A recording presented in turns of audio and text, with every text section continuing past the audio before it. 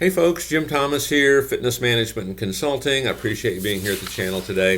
And for those of you that are finding us for the first time, you're new here to the channel, please hit the subscribe button, please hit the like button. I appreciate it. And to learn more about me and learn more about my company, please check out the links below. Numerous opportunities to help grow and develop your business and to really teach your staff and become better at what you do on a daily basis. So with that said, our topic for you today is how to have more fun with your gym business. How to have more fun, okay? I've always kind of had the philosophy that if it's not fun, don't do it, okay? We want to keep it fun, okay? It's part of what makes all this worthwhile, I think, is we enjoy what we do. And so we got a few tips for you. Number one, make sure to take time out, okay? And here's what I mean. Goals are important. We're trying to accomplish things, but living life's important too. And I'll give you one of the things that I see frequently. A lot of folks that when they get into the fitness business, one of the reasons they get into it, they enjoy working out, okay? And sometimes they start missing those workouts. They start skipping those workouts. And all of a sudden, it's not as much fun as it used to be. I know there's some folks, they enjoy meeting their friends at the local coffee shop and, having an afternoon chat, and they quit showing up for those, or they, quit showing up for other things that are going on in life. Be sure to take time out, okay? Yes, you want goals, but you want to be able to protect your most valuable asset, and your most valuable asset is going to be you. So take time out, keep living life. Don't just be focused on this. Number two, celebrate all the victories. Celebrate all the wins. And I know a lot of you have heard me talk about this in the past on, folks that I've worked with, on site and certainly, here on the channel. Every time somebody would make a sale for me, if I was a manager, I was an owner, even as a consultant, when I go and you make that sale, I'm going to shake your hand. I'll say, hey, thank you, congratulations, I appreciate it. I'm going to celebrate that win. But I'm going to celebrate all the wins. I want to get in the habit of looking for the good because I want to reinforce this because this is the culture that I want to create, okay? I want to create that winning, fun culture, a place that, top personnel, top people, want to come work. Number three, be yourself, okay? Be yourself. People love you for who you are. Let me tell you where I see this the most, okay? I see it in sales. People that have marvelous personalities, they have a marvelous wit, they're intelligent, they're great with people, but they get in sales and they start thinking, oh, here's how I need to act, here's how I need to behave. And nothing can be further from the truth. We want to memorize our material, memorize our script, so we're free to be ourselves. Be yourself. Now, you have to memorize the material, but be yourself. As an owner, be who you are. If you like posting goofy stuff on social media, well, keep posting goofy stuff on social media. Be who you are. Don't try to be somebody else or what you think they think you should be. Okay, be you. Okay. Number four, have weekly meetings with all your staff. Okay, and celebrate the victories from the previous week. Okay, one of the things that I always like to do when we have meetings, hey, what worked well, what didn't? And it's for training purposes. Okay, if it didn't work, we're going to figure it out. But if it did, let's talk about it. Let's celebrate it. Okay, if it's high fives and if we broke records, let's celebrate it in these meetings with everybody. There's very much a tendency to get focused on what's not working.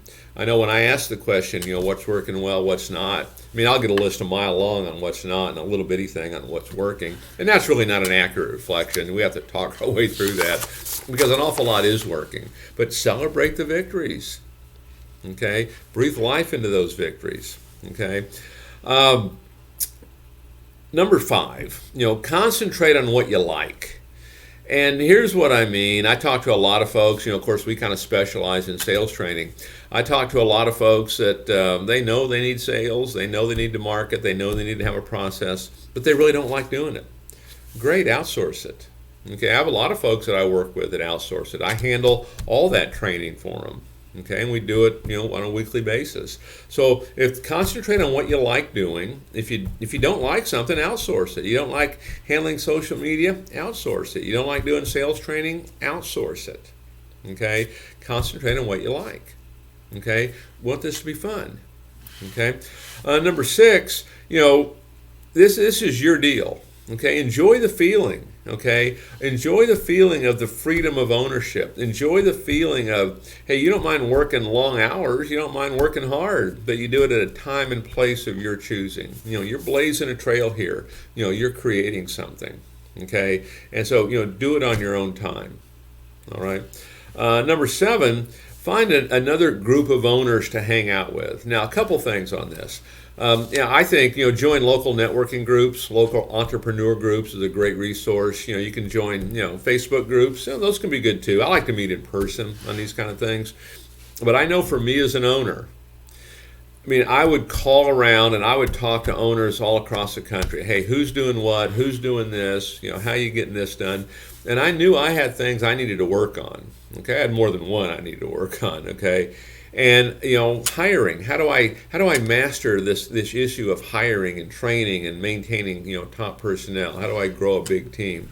I found someone who was doing it. They invited me up. I worked with them for a week, and I was able to bring all that back. We had a complete public relations department, lead generation, and phone room department, generating thousands of leads. And with 4 locations at the time, we were doing 400 sales a month. I picked that up from somebody else. And other things that we did. But I got in the habit of talking to owner after owner after owner. And then many times they said, Jim, come on out, spend the week with us. Okay, I'd be happy to show you what we're doing. Okay, and then I would do the same thing. People would hear, oh, Jim, how are you doing this? How are you generating all that? Hey, can we come out? Absolutely. I was going to pay it forward at that point. So, find a group of owners you can hang out with and communicate with. And then the last thing I would say here, make sure you start the right business in the first place. Okay, here's what I mean. Okay, I know we're in the fitness business, right? But when you're opening this business, you're going to be better off if you open it for what your customers want rather than what you want. Here's how I like to work out, so here's what I'm going to do. Well, just because that's how you like to work out or how I like to work out doesn't mean your customers are going to like that. So make sure you open up the right business in the first place. Okay, and make sure it mirrors kind of what your audience is. If you're in suburbia and there's lots of kids, might be a good idea to have childcare. If you're downtown and it's lots of people coming in from work, maybe childcare is not the thing. So, be looking at, opening up the right type facility. Okay, and just remember, more fun leads to more good things. Okay, have fun doing it. And this does not imply that we're not taking it serious and we're not hitting our numbers. We are. And let me wrap up with one thing here. I used to do this as an owner. I would do this as a manager. I would do this. Is when I was hiring staff. The phrase that I used, and this is not literal, but the phrase that I would use. I always wanted to hire a clown on my sales team.